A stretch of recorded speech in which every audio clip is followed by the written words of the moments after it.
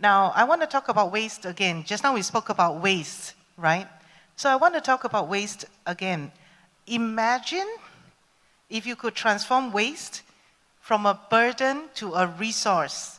Just now we spoke about how it's a problem, very big problem. So, welcome to our session on changing perspectives, turning business event sustainability practice into profit. Today, let's try to flip the script on waste. How do we turn it from a challenge into a remarkable opportunity? Let's dive into pioneering strategies that redefine waste as a catalyst for innovation and profitability. And young people, I'm looking at you because you are our next generation, right? So I have with us technologist Fong Meng, who is the founder of i-KITAR.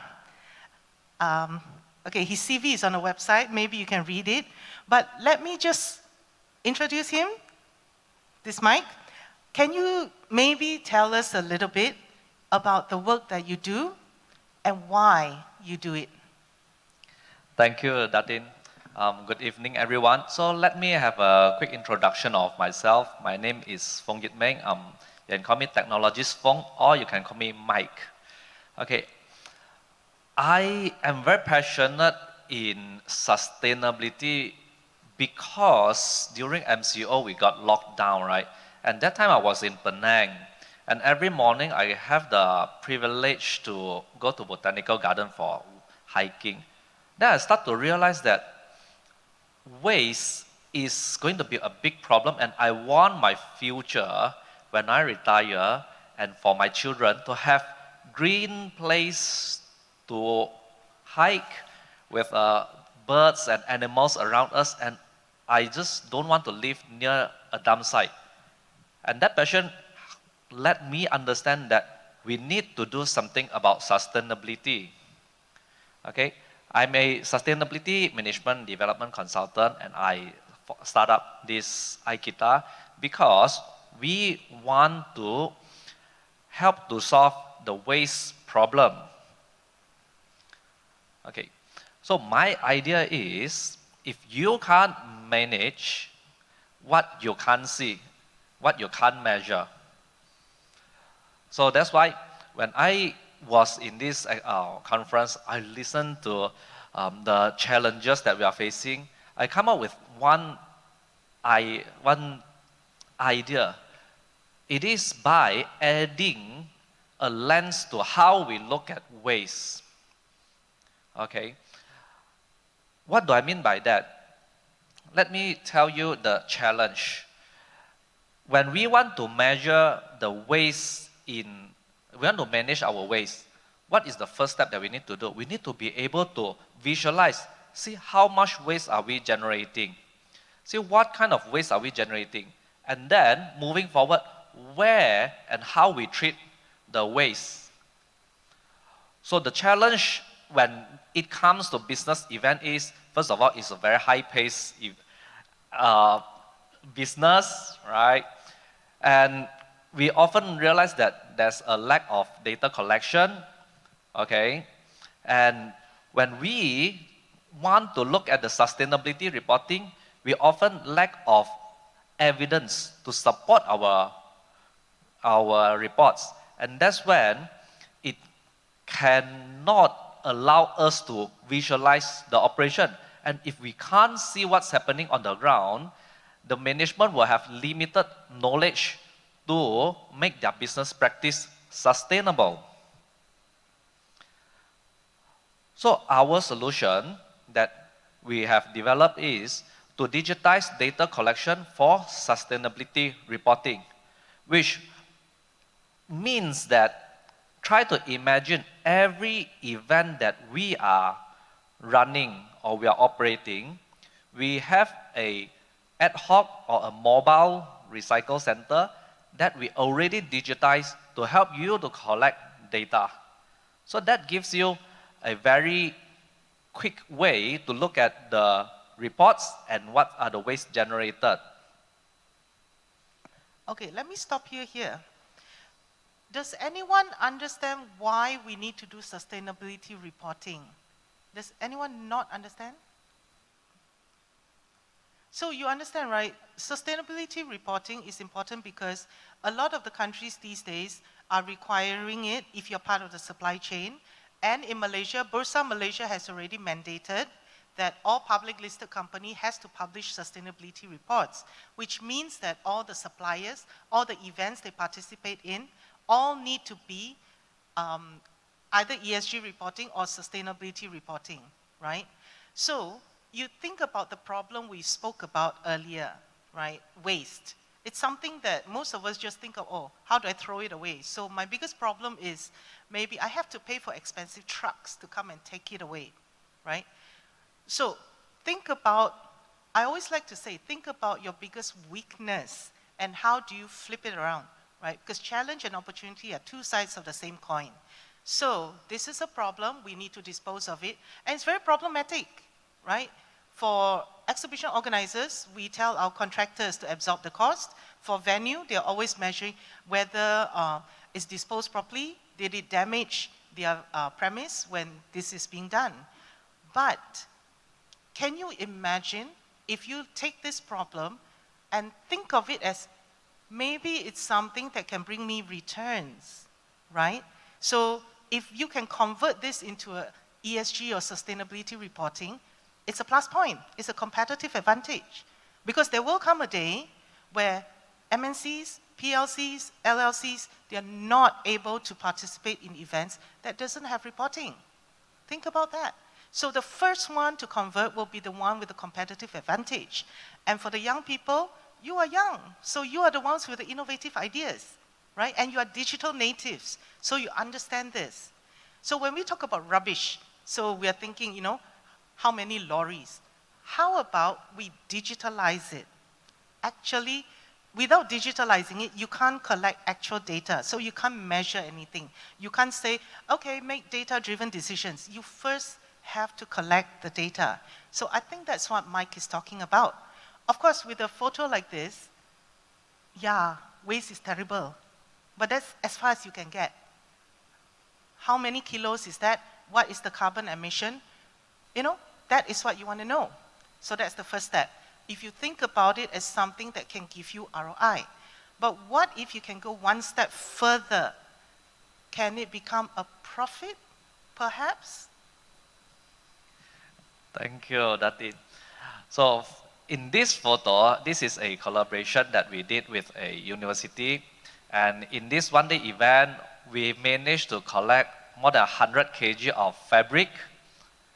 And because we use app to track, we are able to identify who are the contributors and what are the waste that are generated.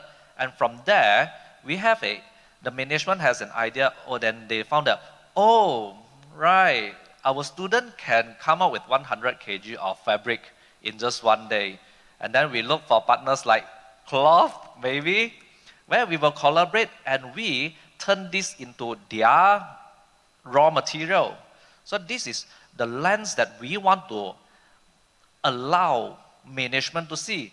And we realize that the first step, like what Datin said, is always on the data collection.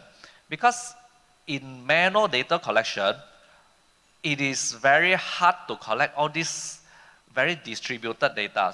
That's why the solution is to digitize the process and to automate the process. And we automate the reports.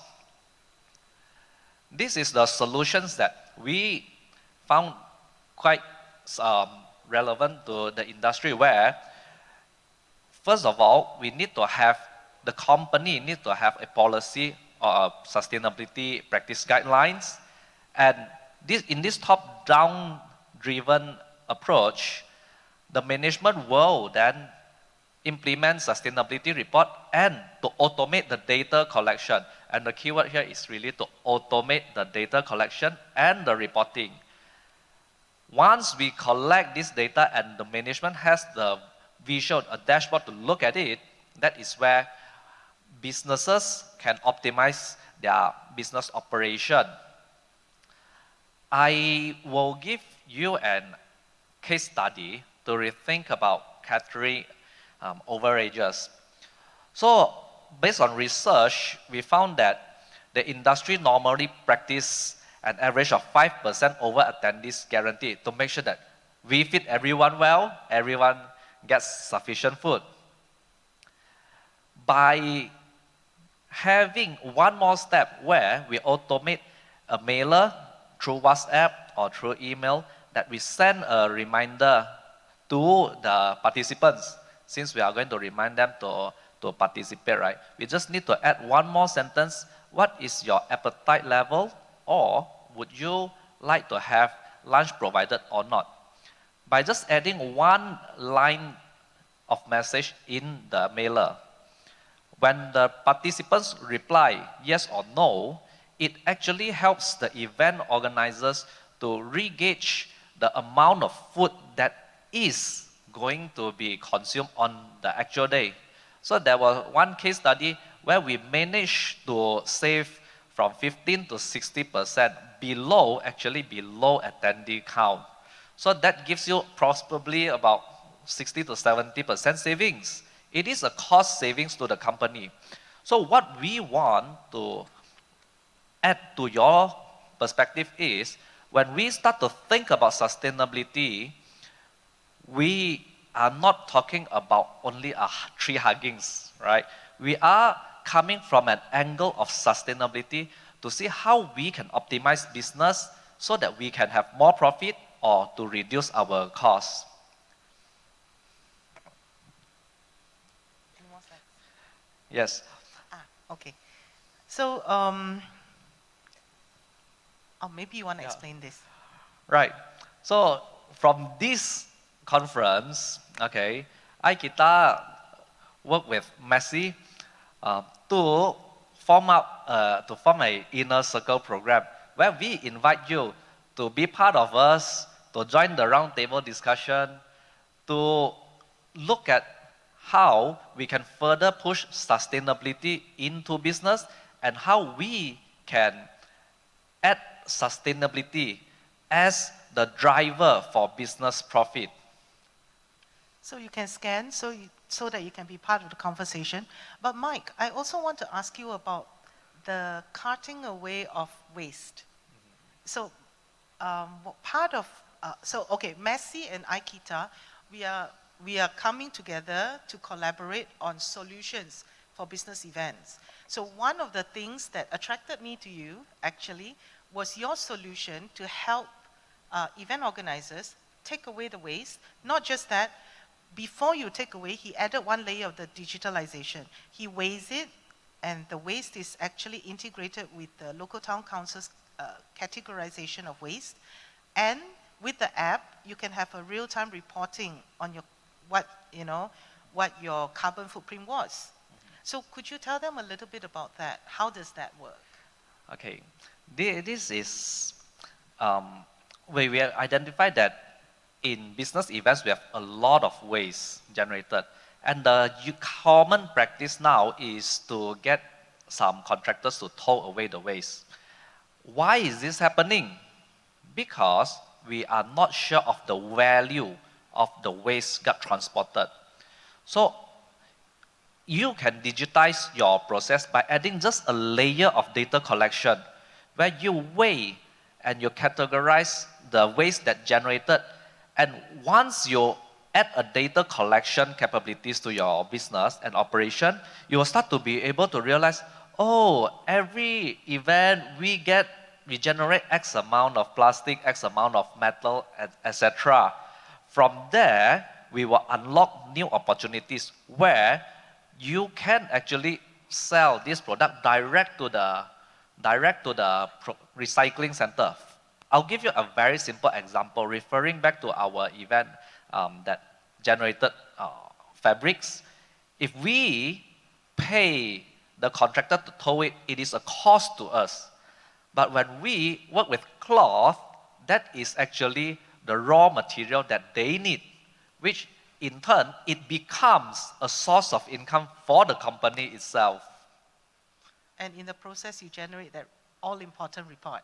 Yes, and in the process, we comply to the reporting requirement, and we are able to generate more granular information for more strategic decisions. And I think another thing is that yesterday, we actually talked about changing behavior. So every event needs to have impact, and impact is on, behavior change. So tell us about your first i-KITAR project. It was a B40 project, right? Yes. So our first project is a project with B40 group where we bring recycle center nearer to the residents. What we did was we convert a refuse center, or in short, some calls it garbage center, of a residential project. We have 3 blocks, total 1,060 units. Okay, so out of the 3 blocks, we converted one of the garbage center into a recycle center, and we reward the residents. How do we do it? By using application. The residents, what they need to do is just to go down to the recycle center, bring some items for recycling, and if they can achieve 10 continuous days of recycling, we will reward them with cash money. And this helps us to not only educate, but to change their behavior. And it now becomes a practice that the entire household, is able to do waste separation at source at their house. And did you see that the neighbor who was cleaner, no one was throwing rubbish everywhere anymore? In fact, we want to share one very good example where in a household waste, okay, tilam, mattress is something that is not recyclable, and it is one of the frequently sown waste that clogs our drain and cause flash floods. And through this program, the residents themselves, without even us educating them, they know that there are metal springs in the mattress. They dissect the mattress, they remove the metal for recycle, and then they dispose the fabrics in it. So that is a waste separation driven by the people itself. It is no longer about compliance, it is an ownership. They own the problem, they solve their problem, and it's all driven by them. And this is what we want to bring to the business community as well, because we want people to change how they manage their waste. So earlier sessions, we all spoke about how it's about education, how whether it's visitors, whether it's organizers, everyone needs to change their mindset. So it's about, of course, educating, but it's also about going from compliance to ownership, because you want to do it, and hopefully towards stewardship, where you teach other people, you lead by example, and you teach other people. That is the only way in sustainability, that's the only way we can move forward.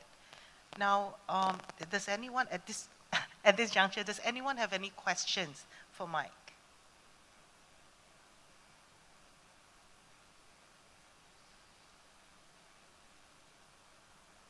Anyone with a mic for Didi?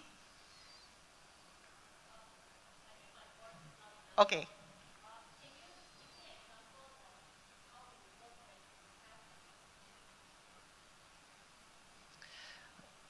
Okay. When you have an exhibition or trade show, there are 2 objectives that we can meet. The first objective is to visualize the waste that is generated, because we can't make any strategic decision without visualization. And the real roadblock is because no one really record down or track the waste generated. So the first step is always to have data collection in waste management, so that the management is able to look at the data. I can share with you one example with one of the hypermarkets. Initially, the owner thinks that, okay, we have, when we interview him, he say, okay, we already have our waste management in place, we have vendors to take care of it. But the moment we implement an audit on their waste management strategies, then he realized that, OMG, we generated tons and tons of paper cartons that were not treated properly, where they can actually convert it into cash. And they allow the vendor to just take it, and they still have to pay the vendor when they can sell it. I think, let me add on to that, yeah. So I think, at least at this point, I'm thinking that for exhibition organizers, there could be perhaps different tiers. Typically, we get our contractors to cut it away. The easiest thing to do is before they cut it away, we weigh it, we sort it, and it's quite easy to sort because we typically have wood products, we have carpets, and we have the rest, right? So we sort it a little bit, weigh it before they cut it away. That way we can do data collection. The next level would be, perhaps we work more closer with Mike, and we look into the supply chain after it's cut away. So that was what Dr. Jane was talking about, the life cycle, right? Where does it go to after they cut it away? Does it go to recycling or repurpose, or does it end up in landfill? So this way, we can control how much we are involved in our sustainability journey. So if you're not ready, just weigh it. It's easy enough. The tech, I think, the app, I think subscription model is not very expensive, but that's a start, right? Then when we are ready, we could go a little bit deeper, study where it goes, and perhaps a little bit deeper, next round, would be to actually engage our exhibitors and our visitors so they understand as well, and perhaps they can participate. But whatever it is, with that reporting, it's not your entire ESG report, but it can form part of it. And that's important. I think for a lot of MNCs, when they participate in exhibitions, they would like to know what happens, and it completes their entire ESG report, you see. And for the organizers or for the companies, like Mark said, sometimes once you look into this, sometimes you realize that something that you're throwing away, or worse, spending money to throw away, is actually somebody else's raw material. So that's circular economy right there. You are selling something you thought was rubbish, but actually someone else would have paid good money to buy. So it's just about re-looking at how you look at what is a burden, what is a challenge. And the beauty of it is that you make money, you save costs, and you save the planet. So there's really no downside to it. All it takes is the willingness to look into it, the willingness to get started, and the willingness to just lead, you know? Okay.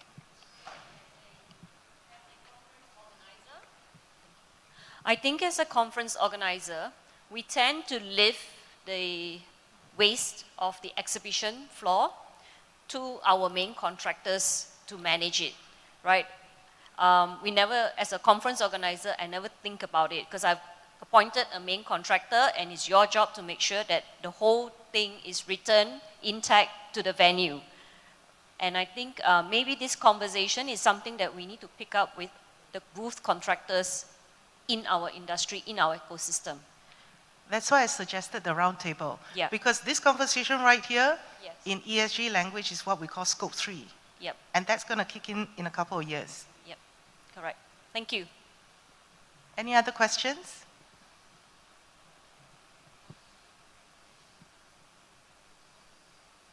I want to ask this as a customer, okay? So you mentioned that I have to, as an organizer, event organizer, I have to pay the contractor at the moment. So if I collaborate with you, do you pay me back? Do you pay me? No, not back. So you Very, collect very all my good waste question. and then you repurpose it. Are you going to pay me? Yeah, thank you. Very, very good question. Our role in this, our role is to help you to visualize and to manage it. That's why we welcome partners like Cloth, okay, where we help to bridge the gap between the waste generator with the one that really needs the raw material. So this is where we come in to help you to digitize, to help you to add a lens to your perspective, to how you see business, to how you see sustainability. Because if I may have one key takeaway for today, I hope that after this conversation, you will look at sustainability as the driver for profitability and sustainability as the driver for business decisions. So I suppose, adding on, right, I suppose you could look at it as see, the sustainability journey, there is no one template that fits everybody. It's always about finding a solution that suits what you are doing and what you want to do. So at best, I would say we could co-create a solution that suits you. So yes, sometimes it could be something that, like Mike said, that he would breach. So you would maybe subscribe to the app part of it, right? But when he connects you to someone like Cloth, who buys it from you, that's a possibility. But other than that, maybe it's just taking away your problem. Instead of you paying the contractor, you now offload it for free, right? Or you could look at it as you are getting someone to generate an ESG report for you, which, you know, if you engage ESG consultants, it's really expensive. So it also depends on how it fits into your sustainability journey. And who knows, if you, as an organization, if you want to get even more involved, there are some that actually go really down into the supply chain itself, and they participate at different levels. And it also creates a more mindful consumption. Once you are shocked by the level of waste you're generating and the cost that comes with it, you start to rethink how you do things. You see, nothing is tangible unless there's actual data and you're able to quantify it and you know how horrifying it is. Like in the earlier session at the beginning, when I said that based on, you know, what was given to us, if at a 1,000 attendee event, the CO2 emissions generated by per attendee per day is equivalent to people driving a car from Penang to Singapore and coming back. And it's still less than what we generate per attendee per day. That's something to think about. So if you could quantify the data and use it into your entire ESG reporting, it not only helps that, it helps you shape the entire ESG transformation in your organization. I think you really got to look at it from that perspective. Any other questions? Okay, so if no more questions, oh, God. Hi. Hi. I don't really organize big events like this. I organize very tiny event at my office.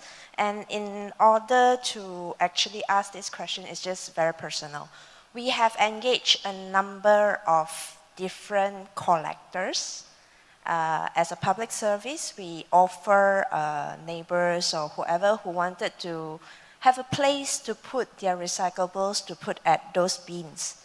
I do not want to name names, but they were not there to stay.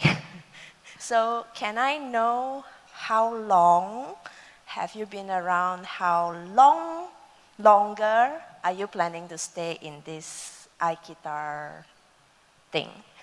Before my answers, Xiao Wen is from Penang Institute, the think tank for the state of Penang. So a little bit of, no pressure. I got pressure. Yeah, this is a valid question that, of course, is not directly related to this exhibition. But what she raised is actually the ecosystem when it comes to waste management, all right? And how waste management's ecosystem works, how businesses run. That's why this is sidetrack, yeah. This is what I have been always advocating to the government. I said, look, we just we just can't allow anyone to just simply put a bin and for the sake of, putting a bin to collect free items where they use it to sell, right? I think there should be some kind of regulation who can put what bin, okay? And to me, that is an ethical question. It's more on the ecosystem rather than the company itself. Does that answer your question? Okay. Sure. So any other questions? If not, I know we are a little bit pressed for time.